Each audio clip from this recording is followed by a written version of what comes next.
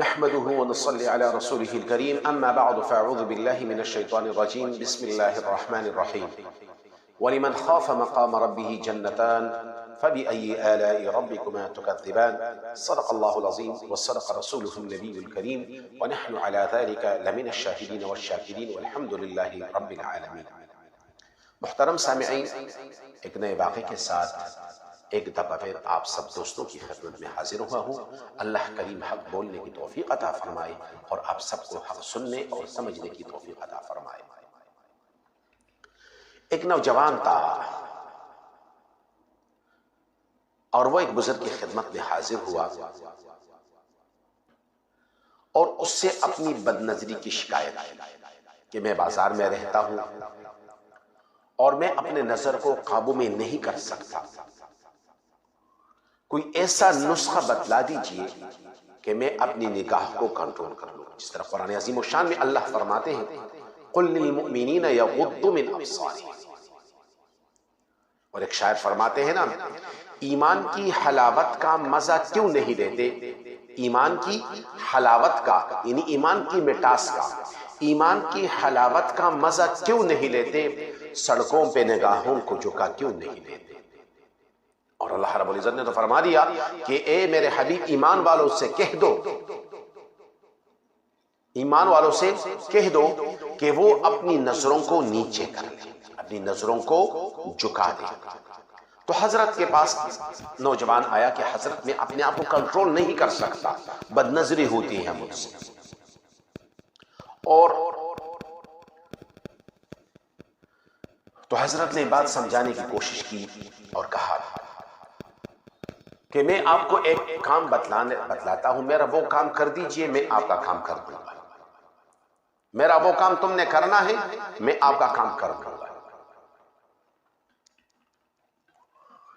تو اس کے بعد وہ حضرت آئے اور اس نوجوان کو ایک پیالہ دیا، اور وہ پیالہ دودھ سے بھرا ہوا تھا، اور کہا کہ اس پیالے کو پلا جگہ پر تم نے پہنچانا ہے، اس کو لے کر جانا ہے، لیکن شرط یہ ہے کہ اس دودھ کے پیالے میں سے ایک قطرہ دودھ بھی زمین پہ نہ گرے۔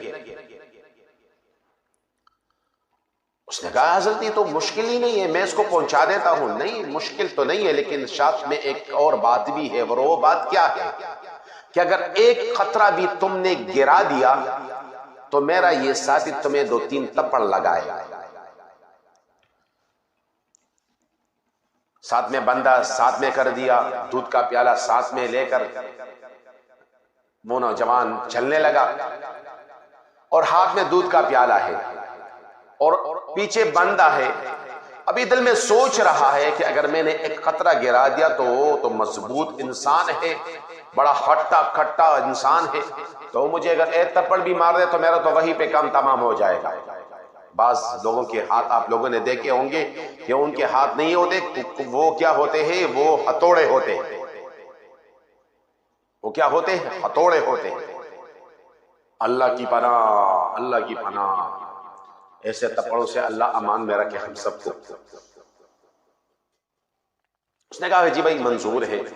اب وہ نوجوان جا رہا ہے، پیالہ ہاتھ میں ہے، دودھ گرنے نہیں دے رہا ہے، خوف ہے دل میں، ساتھ میں پیچھے بندہ بھی آ رہا ہے ہٹا کٹا۔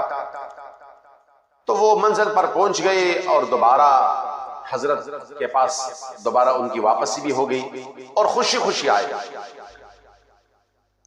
تو اس نوجوان نے کہا کہ حضرت آپ مجھے بتا دیں کہ میں اپنے نظر کو کیسے کنٹرول کر لوں۔ تو حضرت نے کیا بات عجیب بات فرمائی، اچھا تم نے یہ جو دودھ کا پیالہ ہاتھ میں لے اور بازار میں جا رہے تھے تو کتنے آدمیوں کو تم نے دیکھا؟ حضرت میرا تو دیان ہی نہیں تھا، اس طرح تو میرا خیال ہی نہیں کیا کہ بازار میں کتنے لوگ ہیں، عورتیں ہیں کہ نہیں ہے، مرد ہے کہ نہیں ہے، چھوٹے ہیں بڑے ہیں جوان ہیں بوڑھے ہیں، کیسے ہیں، یہ تو میں نے دیکھا ہی نہیں۔ تو حضرت نے کیا عجیب جواب دیا،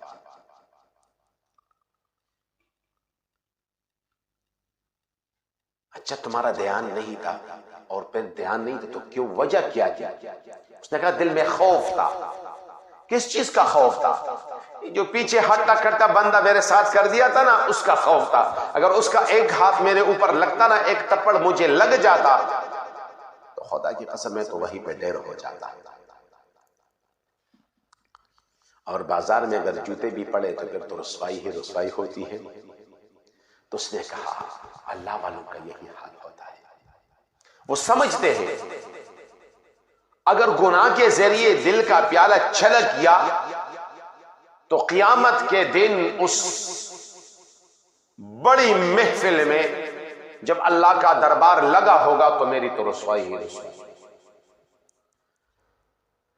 تو میرے نوجوانوں اپنی نظروں کی حفاظت کرو. دوسرے کی بیٹی کو جب تم نے غلط نگاہ سے دیکھتے ہو نا، دوسرے کی بیٹی کو جو تم غلط نگاہ سے دیکھتے ہو نا، تو اپنے گھر میں بھی جنگ کر دے کہ تمہارے گھر میں بھی بہن موجود ہے، تمہارے گھر میں بھی بیٹی موجود ہے، ماں موجود ہے. تو خدا کے لیے اپنی نظروں کی حفاظت کیجئے. اللہ رب العزت ہم سب کو عمل کرنے کی توفیق عطا فرمائے. وما علینا الا البلاغ.